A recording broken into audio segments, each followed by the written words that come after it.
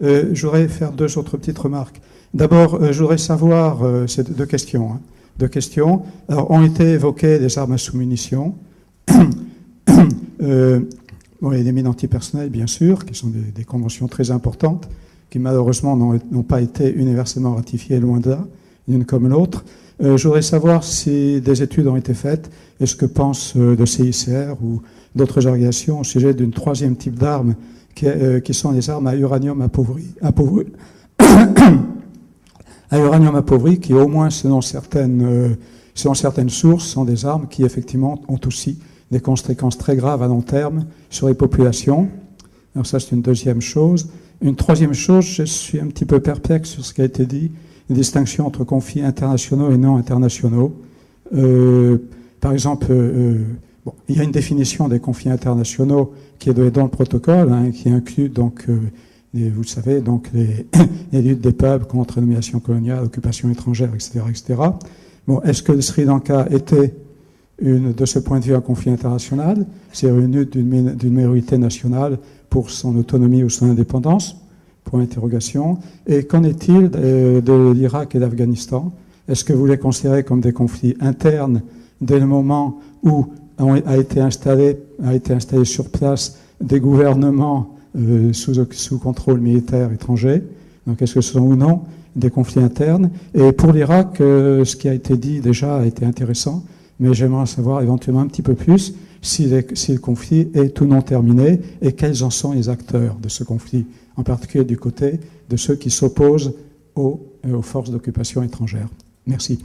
Merci. Philippe Riefmann, donc, autour du rapport Goldstone.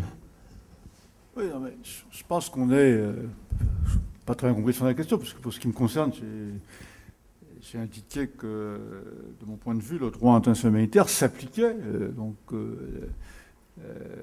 concernant Gaza, mais je suis pas absolument convaincu qu'il faille vouloir à toute force faire rentrer des situations qui sont des situations complexes et qui ne sont pas obligatoirement des situations qu'on avait prévues à toute force dans des cadres préexistants. Je crois que moi, je suis plutôt partisan justement d'une certaine plasticité, d'une certaine souplesse dans l'application du droit international humanitaire et d'une certaine extension. Et quelle que soit effectivement la nature de certaines situations, parce que sinon, si on suit votre raisonnement, on va où? On va finalement dans une controverse sur le point de savoir si Israël contrôle ou non, ce qui est en situation de quasi-occupation tout en n'étant pas présent sur le terrain, mais en maintenant effectivement un embargo et en contrôlant les accès, et puis du côté égyptien, donc les Égyptiens contrôlant également, mais fermant la frontière également de leur côté. Je rappelle quand même que concernant la guerre de Gaza en début d'année, on est face à une situation qu'on n'avait quasiment jamais vue, c'est-à-dire dans un conflit, dans un conflit armé, une population qui ne pouvait pas sortir d'un territoire, enfin c'est exceptionnel, et qui ne pouvait pas, donc même les gens qui voulaient quitter le territoire et qui auraient voulu se réfugier hors du territoire ne pouvaient pas en sortir. C'était fermé du côté israélien, c'était fermé du côté égyptien.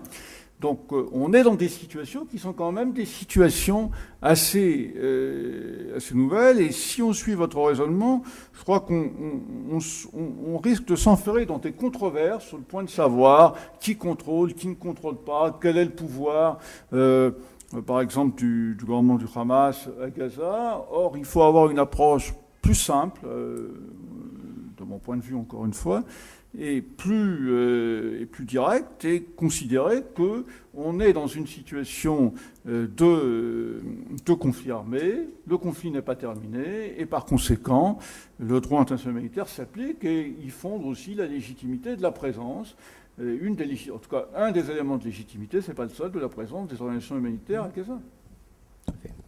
Alors, il y avait une deuxième question qui était pour Anne-Héry, qui disait, après les mines antipersonnelles, après les sous-munitions, est-ce que la communauté humanitaire et des droits de l'homme va s'intéresser à ces munitions à uranium appauvri, dont on a évoqué à plusieurs reprises l'utilisation sur des champs de bataille? Ça va être difficile pour moi de répondre à cette question. J'espère que oui.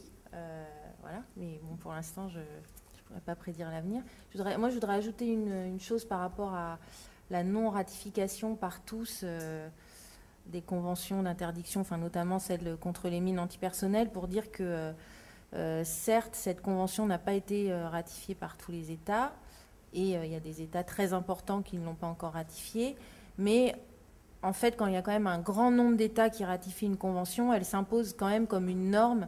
Et aujourd'hui, c'est vrai qu'utiliser des mines antipersonnelles, c'est vraiment être mis au banc de la communauté internationale et être montré du doigt.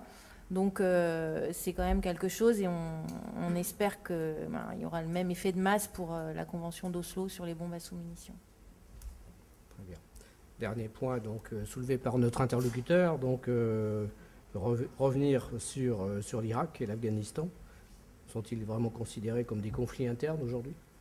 Oui, là, sur le plan juridique, je pense que la situation est assez claire, puisque aussi bien pour l'Afghanistan que pour l'Irak, ce qui s'est produit, c'est finalement des coalitions d'États qui sont entrées en conflit avec des gouvernements en place, dans le but de les faire tomber, de les remplacer. Et là, on a clairement une phase de conflit armé international au sens des conventions de Genève. Une fois mis en place des gouvernements remplaçant les régimes qui étaient tombés du fait de ces conflits internationaux, on se retrouve nécessairement dans une situation de conflit armé non international si le conflit se prolonge entre ces nouveaux gouvernements et des groupes rebelles qui sont finalement l'émanation plus ou moins, là on peut en discuter, mais disons qui prennent la suite finalement du gouvernement qui était en place avant. Donc là, quand on a des forces internationales qui agissent finalement de concert ou à l'invitation, si vous voulez, d'un gouvernement en place, on se retrouve clairement dans une situation de conflit armé non international. D'un gouvernement aux prises avec ses propres rebelles et ce gouvernement se faisant aider par des puissances étrangères, si vous voulez. Il y a des forces étrangères qui sont sur place, qui installent donc un gouvernement sous occupation militaire. Et vous considérez quand même que c'est... Bon, vu qu'un gouvernement a été installé, ce n'est plus un conflit international et que le protocole 1, par exemple, ne s'applique pas. Le protocole 1 additionnel à la Convention de Genève. Ça me paraît, moi je suis en total désaccord avec ce que vous dites. Alors, sur ce point. Sur le plan juridique, il est indéniable qu'on est dans une situation de conflit armé non international, mais dire qu'on passe d'une situation de conflit armé international à une situation de conflit armé non international n'a aucune connotation ni morale ni politique en ce qui nous concerne. C'est simplement la détermination du droit applicable. Il s'agit de savoir quel protocole s'applique. Est-ce que c'est le 1 ou c'est le 2 ? Vous savez très bien qu'ils ne disent pas la même chose. Vous devez le savoir.